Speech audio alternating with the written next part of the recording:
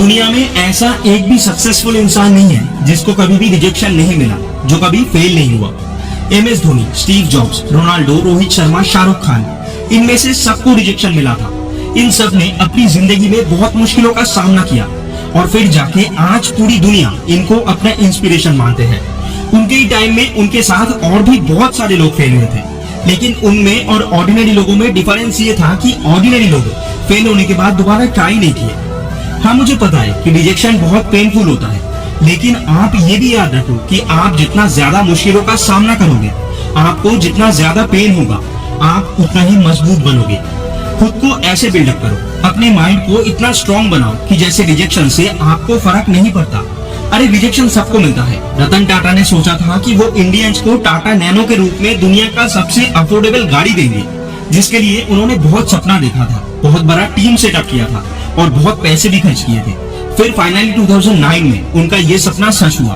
उन्होंने टाटा नैनो को दुनिया का चीपेस्ट कार बोल के बाजार में लॉन्च किया और उनका ये चीपेस्ट कार वाला टैगलाइन इंडियंस को पसंद नहीं आया, जिस वजह से उनका ये वेंचर सक्सेसफुल नहीं हो पाया। अब अगर वो ऑर्डिनरी लोगों की तरह उस रिजेक्शन से डर के ऑटोमोबाइल सेक्टर से हट जाते, तो आज जो ये टाटा मोटर्स Hyundai को पीछे छोड़ के इस देश का second most selling car brand बना है, वो कभी होता ही नहीं। इसी तरह एक बच्चे को छोटी उम्र से खेल कूद में बहुत ही ज्यादा इंटरेस्ट था, लेकिन उनके फादर का कहना था कि अच्छे से पढ़ाई करके कोई एक अच्छी नौकरी करना ही बेहतर है, क्योंकि इस खेल कूद से कुछ नहीं होने वाला। जिस वजह से उनके फादर उनको उस हर एक काम के अगेंस्ट थे, जिसकी वजह से उनकी पढ़ाई ठीक से नहीं हो पा रही थी।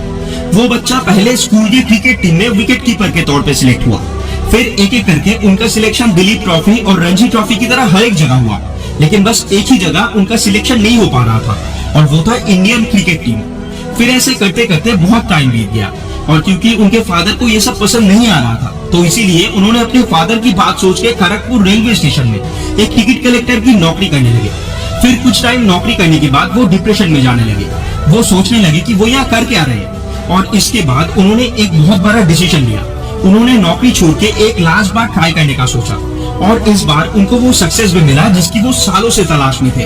और मैं यहाँ MS धोनी की बात कर रहा हूँ। आज दुनिया का हर एक क्रिकेट लवर धोनी को द कैप्टन कूल और द ग्रेटेस्ट फिनिशर के नाम से जानते हैं, लेकिन आप ही सोचो कि अगर वो उस लास्ट बार के लिए ट्राई करने का नहीं सोचते, तो क्या आज वो क्रिकेट की दुनिया का इतना बड़ा सितारा बन पाते। फिर आती है बात स्टीव जॉब्स की, जिन्होंने एप्पल कंपनी बनाई थी, लेकिन एक टाइम उनकी जिंदगी में ऐसा भी आया जब बाकी बोर्ड मेंबर्स ने मिलकर उनको ही अपनी कंपनी से बाहर निकाल दिया। आप ही जरा सोचो कि जिस कंपनी को आपने बनाया, जिसके पीछे आपकी दिन रात की मेहनत है, उसी कंपनी से अगर आपको पॉलिटिक्स करके निकाल दिया जाए, तो तब आपको कैसा लगेगा। शायद तब आप उसे बिलीव ही नहीं कर पाओगे कि जिस कंपनी को आपने बनाया, आपको कैसे उस कंपनी से निकाला जा सकता है। तो हाँ, स्टीव जॉब्स के साथ ऐसा ही हुआ था, मगर उन्होंने हार नहीं माना। एक्चुअली क्या हुआ था कि स्टीव को जब कंपनी से निकाल दिया गया, तब स्टीव ने बाहर जाके फिर से नेक्स्ट कंप्यूटर नाम की एक नई कंपनी बना ली थी, लेकिन तब तक एप्पल मुश्किलों से गुजर रहा था। फिर ऐसे में स्टीव ने जो नई कंपनी बनाई थी और उसका जो ऑपरेटिंग सिस्टम था, उसकी एप्पल को जरूरत थी, तो इसीलिए एप्पल ने नेक्स्ट कंप्यूटर को खरीद लिया, जिससे एप्पल में स्टीव की वापस एंट्री हुई और फिर जाके वो एप्पल के CEO भी बने और बाद में जाकर उनकी विजन से दुनिया वालों को आईफोन, मैकबुक और आईपैड जैसा प्रोडक्ट मिला।